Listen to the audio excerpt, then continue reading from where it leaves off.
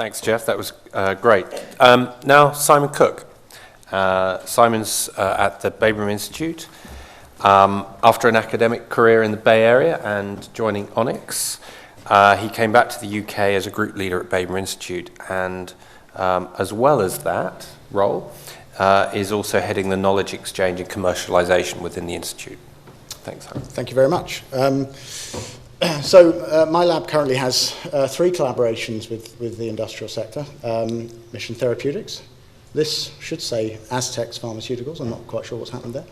But today, actually, I want to focus on a long-standing collaboration that my lab has had with AstraZeneca. And I should perhaps, in the interest of full disclosure, state that I have no stock options or shares with AstraZeneca, and I receive no personal payments from AstraZeneca.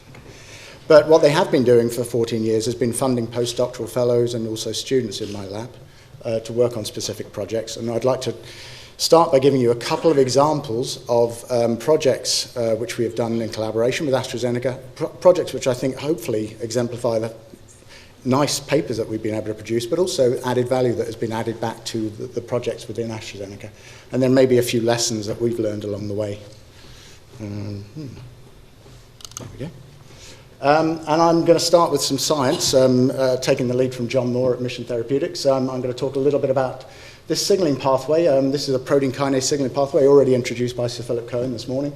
This is the RAS-regulated RAF-MEK-ERK pathway. This pathway is very frequently mutated in cancers, and there's a lot of interest in drugging this pathway. And we worked early on with AstraZeneca on various inhibitors that they had on this pathway, and we were able to give them some quite important information which actually allowed them to kill some projects, which was a useful piece of information for them. But what I'll talk about today is work that we've done with this drug, selumetinib, which is an allosteric inhibitor of MEK1 and MEK2, these enzymes in this step in the cascade. And we've been particularly interested, as of AstraZeneca, in trying to understand drivers and markers of innate sensitivity or innate resistance to this drug. So one of the things we did was to screen a panel of about 20 colorectal cancer cell lines, quite a small panel. In this case, we're seeing here 5 of these cell lines which all have BRAF mutations here. And you could see that when we treated these cells with selumetinib, in each case, in each cell line, this drug strongly inhibited the pathway, as shown by the phospho-ERK plots here. But we noticed that 2 of these cell lines were, although it's not shown here, were innately resistant to selumetinib. They were very strongly resistant. And this correlated in one case with very strong activation of this parallel signaling pathway, the PI3 kinase-dependent PKB pathway. And this presented a very simple hypothesis to us. We knew that these pathways are redundant for cell cycle control and for cell survival. And so this led to a very simple hypothesis that these cells are escaping from the effects of selumetinib because they're using hyperactivation of this pathway to do the same things. And we addressed that specifically. This is now actually some data showing that this cell line, CO115, is innately resistant to selumetinib. But if we treated these cells in combination with a low dose of a pretty dirty PI3 kinase inhibitor, we could completely resensitize these cells now to the effects of selumetinib. We went on and repeated that with some much more selective PI3 kinase inhibitors, and you can see now that the IC50 for selumetinib-induced growth inhibition was strongly lowered by combinations with much more selective PI3 kinase inhibitors, including in-house compounds which AstraZeneca provided for us. And this told us that, in fact, in some cases, sensitivity to MEK inhibitors is, in fact, intrinsic and hardwired, but it's offset by parallel signaling pathways, including PI3 kinase. Now, the reason I mentioned this was this allowed us to write a nice paper. But it also prompted, this was one of several key data sets that actually prompted AstraZeneca to get into bed with Merck for the first time. I think that at the time, this was probably the first time that 2 major pharmaceutical companies had developed a clinical trial together. It attracted quite a lot of attention in the press at the time, where AstraZeneca combined selumetinib with Merck's MK-2206 to actually test that as a drug combination. And similar combinations with different agents are now ongoing in various stages of clinical development. And so this was, for us at least, was a nice example of how our kind of basic biology and basic biological analysis had actually helped to inform some fairly strategic decisions for AstraZeneca. Moving on from that, AstraZeneca seemed pleased with what we had done, and so they said, well, what should we do next? And we said, we really need to think about acquired resistance. That is clearly going to be a problem with all new drugs. And so we set about modeling acquired resistance. In this case, we used this cell line Colo 205, which has a BRAF mutation. And as you can see, it's exquisitely sensitive to the effects of the MEK inhibitor. And Annette Little, who was working as an AZ-funded postdoc in the lab, rendered these cells resistant to selumetinib, or AZD6244, as it was then called. And you can see these cells now are a 100-fold resistant to the MEK inhibitor. And we were interested in trying to understand the mechanism of resistance. This work is now published, but I'll give you the take-home message. And the take-home message is that these cells actually amplify BRAF, the kinase at the top of the cascade, to activate excess capacity in the cells so that the cells can just reinstate ERK pathway output, even in the presence of the MEK inhibitor. And this is shown here with a DNA fish. This is kind of old school genomics here now. The drug-resistant cells now actually have 4 copies of chromosome 7, 2 of which look pretty normal, but 2 of which have this striking focal intrachromosomal amplification of the BRAF locus. In fact, the amplification is such that you can even see it in this interface cell here. Now, that led to a very simple hypothesis, which is that if these cells adapt to a MEK inhibitor at this level by simply amplifying BRAF, why not combine a MEK inhibitor with a RAF inhibitor? For those purposes, we combined AstraZeneca's pan-RAF inhibitor, AZ628, with AZD6244. And I hope you can see in the graph on the right here, in the blue diamonds, that this drug combination was able to resensitize these cells to the effects of the MEK inhibitor, telling us that it was indeed BRAF that was driving resistance. We confirmed that by RNA interference in any case.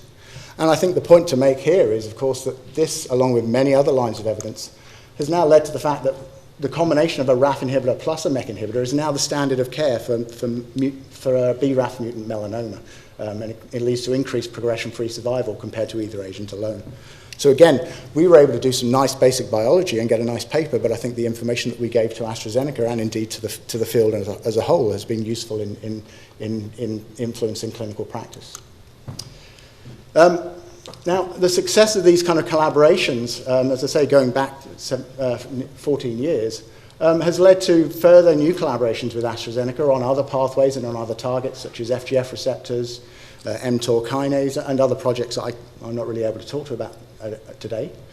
Not only that, but the success of these programs has actually primed additional collaborations with faculty members at the Bagram Institute. So up to 5 research group leaders now have ongoing collaborations with AstraZeneca. This has also broadened into collaborations, multi-center collaborations. So AstraZeneca, my own lab, and Duncan Jodrell's lab at the Cancer Research Institute here on the Edinburgh campus are involved in a 3-way collaboration now. And also, this has all been taking place in the background of AstraZeneca announcing its plans to relocate its global headquarters to Cambridge. I'm certainly pleased about that because it means I'll spend much less time on the M6 travelling up to Audley Edge, so that's good news. Nadia Shivji, when she asked me to speak here, asked if I could give you some impressions or lessons that I've learned from collaborating with AstraZeneca. I outlined the sort of lessons that I have learned, and I made the point that these are all pretty obvious, and she said, well, actually, you'd be surprised. So these are my lessons. Establish relationships based on mutual respect and trust. Again, that seems pretty obvious to me, but this sort of thing doesn't happen overnight, and I think Sir Philip mentioned that this morning. It takes a long time to establish good relationships which are based on recognizing and valuing the contributions and strengths of each party. I was really struck by the image that David Gann showed from Imperial College in London, the image he showed of the new building that they're going to build for collaborative research. I think it's great to build new buildings, but actually if you just put people in a building, that's not going to make them collaborate. People will collaborate because they have an organic reason to collaborate and common shared interests. So only work on projects where there is a genuine interest from both parties. Academics aren't CROs, so don't treat them like CROs. Industry needs tangible added value. They're not charities, although many pharmaceutical companies now are having a much more open and outward-looking attitude towards academic collaborations, and Jeff has already given us examples of that with Illumina.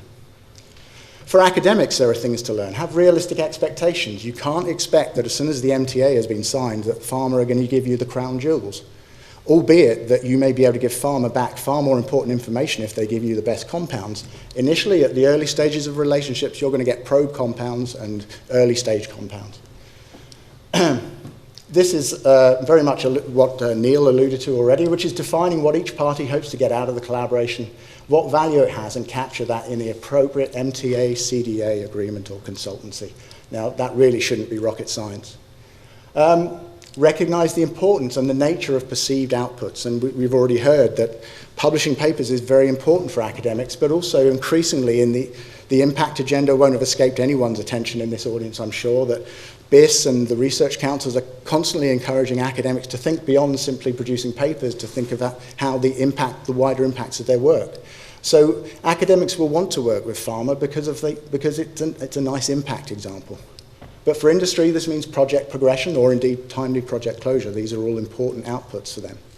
And I'd just like to finish really by acknowledging the people whose data I show, but perhaps most importantly today, the group leaders and people at AstraZeneca that we've worked with over the years. And I would particularly draw your attention to Paul Smith, who's been our key contact on the MAP kinase pathway and FGF receptor and indeed other pathways. And is really has been a great collaborator because at the end of the day, he's interested in the science because he recognizes you need to understand the science to design good drugs. Thanks very much.